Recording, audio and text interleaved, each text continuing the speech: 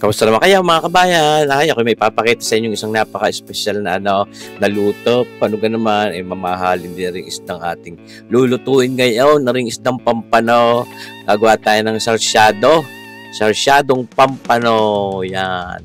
Yan, ating nililinis na maigi. Yan, napatanggalan na natin ng hasang at makabito-bito ka doon sa palengke. Bumili lang ako ng isang piraso at yan naman ni isang lantakan lamang. Sa ayaw ko naman may mga nababaho na papagayaan. So pa ngayon may mahalan din. Ay 500 ang kilo yan. Ating napatigis at ating tinuyaw. At ngayon biniakan natin at lalagyan natin yan ng asin para magkalasa. Bababadlaan natin din yan ng mga isang oras. Diyan sa asing yan mga kabayan. Karikit na paminta din. Ayan how. Ay di tayo mag-uutay na ngayon magluto. Niyang ating sarsa. Yan tayo magsasangkot siya muna doon sa karikit na butter na ating na-melt na. Yung ating bawang na yan at saka yung luya. Yan. Pampatanggal ng lansa at pampasarap ng amoy. Ayan mga kabayan. Ating sasangkutsahin lang ng karikit yung bawang at saka luyang yan. At yun, medyo mag-brown na kaunti. Sasahog naman natin yung ating karikit na sibuyas na puti. Ayan mga kalahati lang yun ng isang piraso. Ayan mga kabayan. At po gulong-gulungin diyan sa ating non-stick panayaan. Tapos meron tayong ginayat na carrot. Ayan. Sarap ng lantak.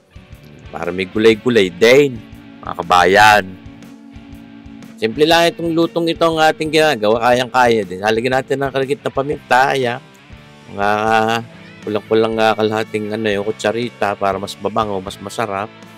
Ayan mga kabayan, pagugulong-gulong hanggang lumambot din ang karikit yung ating carrots niya. Ating sinasaboy-saboy ng karikit na tubig. At yan yung ating carrots na yun, medyo may katigasan na yun ay lumambot-lambot. Isasag naman natin ngayon itong ating ginayat na celery. Ayun mga kabayan, pampasarap din. Karikit na tangkad, karikit na daot na. Strong naman yung amoy niyan.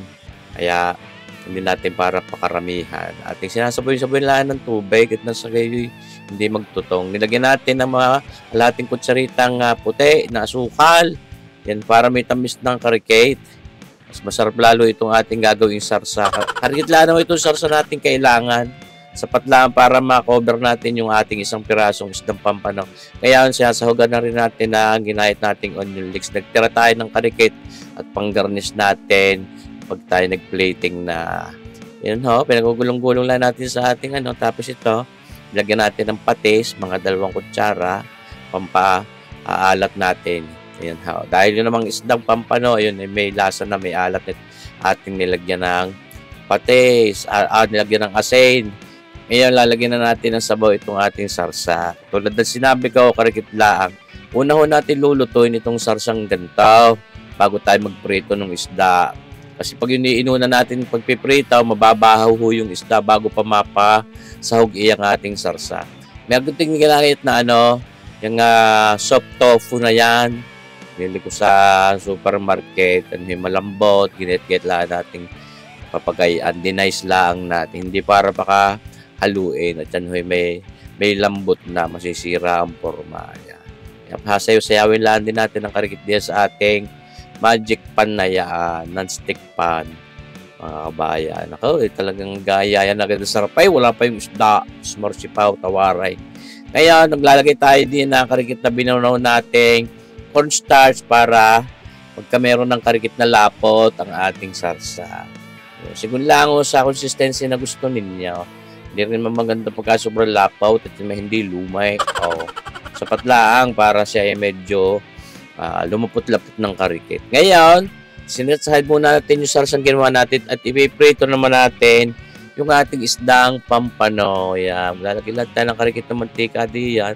Yan namang ating non-stick pa na yan hindi naman nadikit-dit kaya kahit karikit lang ang mantika.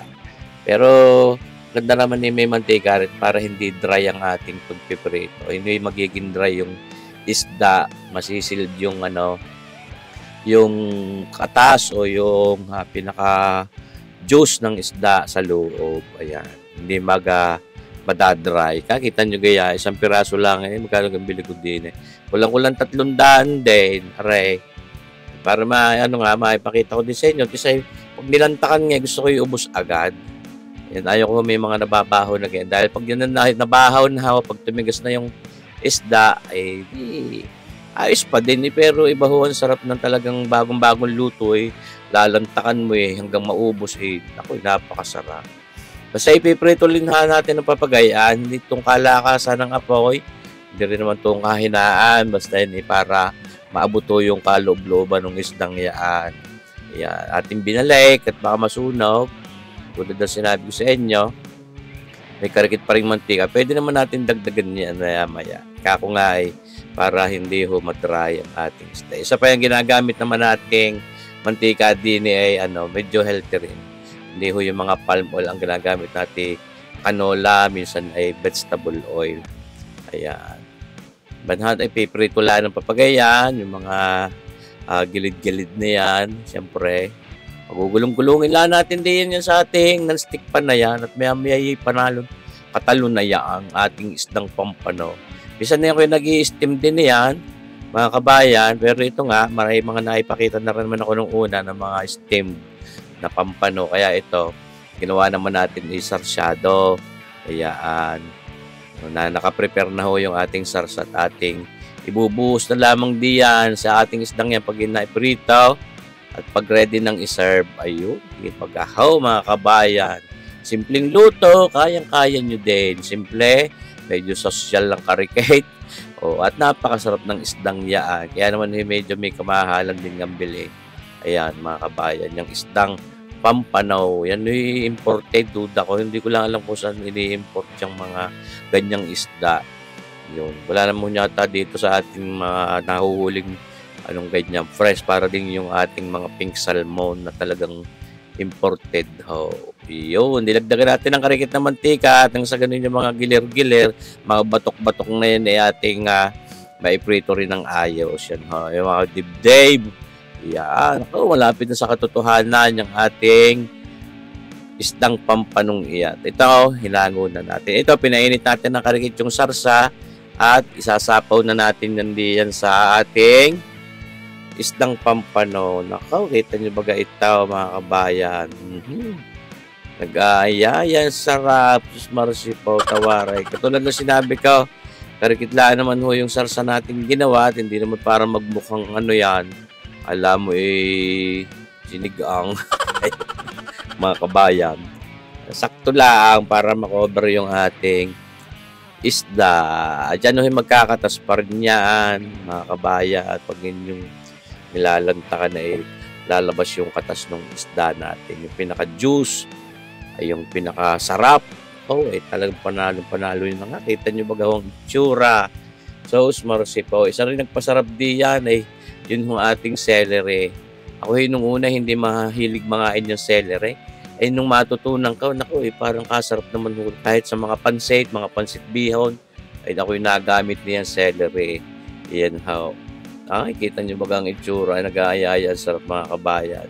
Tulad na sinabi ko, simpleng luto. Kaya-kaya nyo din. Sana masubukan nyo rin mga kabayan.